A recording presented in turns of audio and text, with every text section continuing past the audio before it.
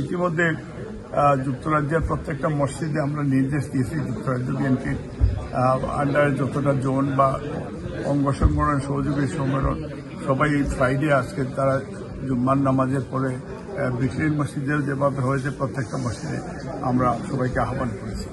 আপনাদেরকেও ধন্যবাদ যে আপনারাও খবর নিচ্ছেন, মিডিয়া বিভিন্ন পর্যায়ে আপনারা খবর নিচ্ছেন।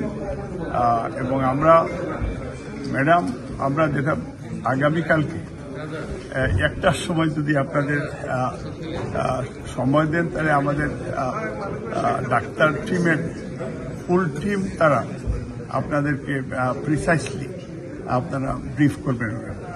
তো আগামীকালকে আপনারা একটু দয়া করে আসবেন হসপিটালের সামনে।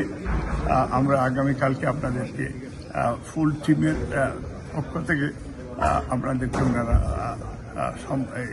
এক্সপ্লেন করবেন।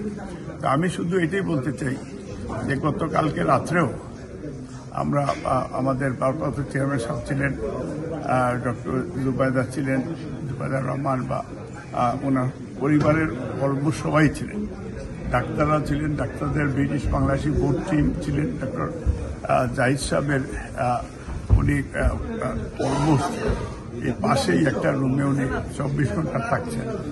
উনি যেটা বলেছেন যে ম্যাডাম আমিও দেখেছি কালকে যে উনি একটু হাসি খুশির মধ্যে।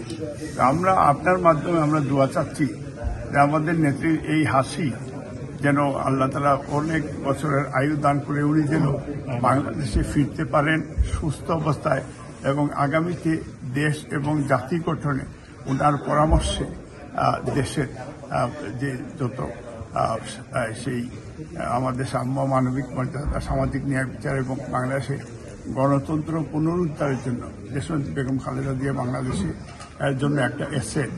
এবং আমরা আশা করি ইন্টারিম গভর্নমেন্ট তারা আগামীতে এই বছরেই ইনশাল্লাহ একটা ফ্রি ফেয়ার ইলেকশন হবে। তখন যেটা মিডিয়ার স্বাধীনতা বা আমাদের বিএনপি চেয়ারপারসন বলেছেন যে অ্যাক্টিং চেয়ারম্যান বলেছেন যে আগামীতে বিএনপি সরকার গঠন করলে জাতীয় সরকার করবে এবং আমাদের পক্ষ থেকে একটা অ্যানাউন্স ছিল যে কক্ষ বিশিষ্ট পার্লামেন্ট হবে। এটা দেখছি যে এই ইয়াংস্টাররাও তারা এটাকে সুপারিশ করছেন।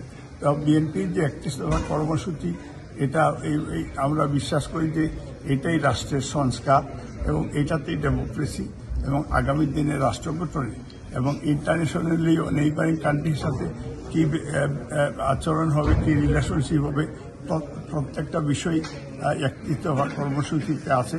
এই 31 দফা কর্মসূচির উপরে আমরা আশা করছি যে শহীদ রাষ্ট্রপতি জিয়াউর রহমানের এই যে ওনার জন্মদিন উপলক্ষে আমরা এটাকে আমরা স্পেশাল এটা একটা সেমিনারের মতো করব। আপনাদের সহযোগিতা কামনা।